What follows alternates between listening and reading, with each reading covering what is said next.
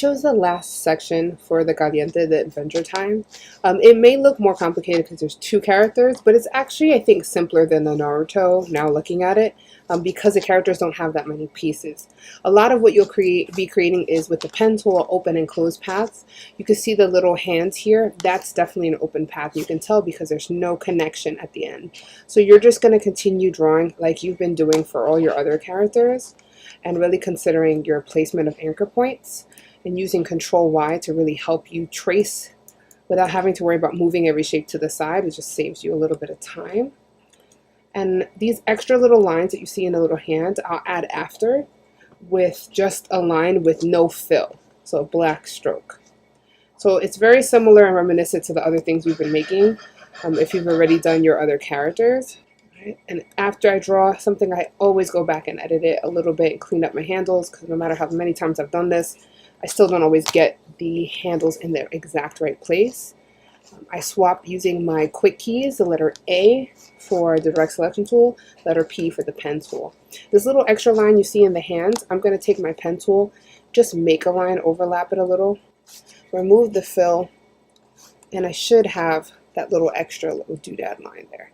If it doesn't line up exactly, I can move it. Okay, some things you can use your regular shape tool for, probably part of the eyes and the nose. So the nose looks like it's just an oval, so you can make that with your ellipse tool and then resize it so it matches. It looks like the eyes are not exactly a perfect circle, so I don't have to hold shift. I can get the basic shape. You see how it doesn't line up exactly? I can take my direct selection tool and pull some things around to really make it line up with the original shape, which looks a little bit more square than rounded on the corners.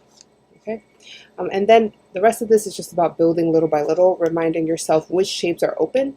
You can tell because they don't connect, and which shape are closed, and how to layer things. For example, the pen would be really good to make this tail. It's really good. I give some extra pixels. You see how I'm overlapping it, because the body is going to go right on top. No one's going to see that. All right, so it's a good way of making sure you don't end up with weird white gaps between the shapes of your characters. Let's speed this next part up so you can see the process, and we'll make each character little by little.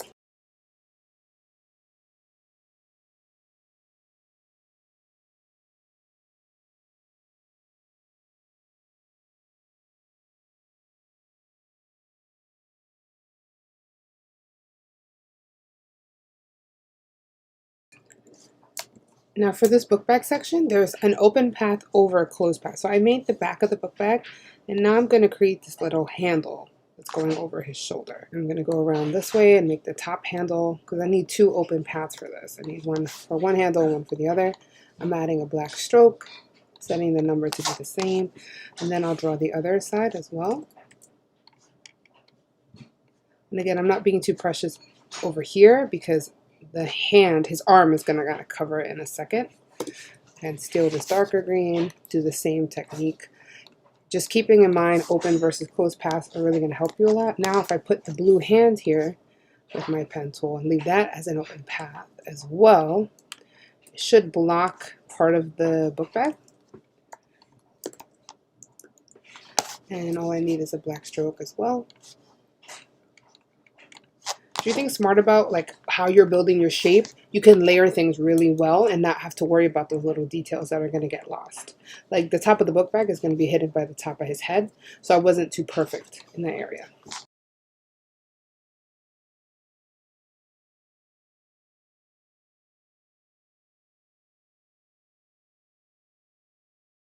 When you are done with both characters, you're going to select them with an object group and move them over to your Caliente artboard up here.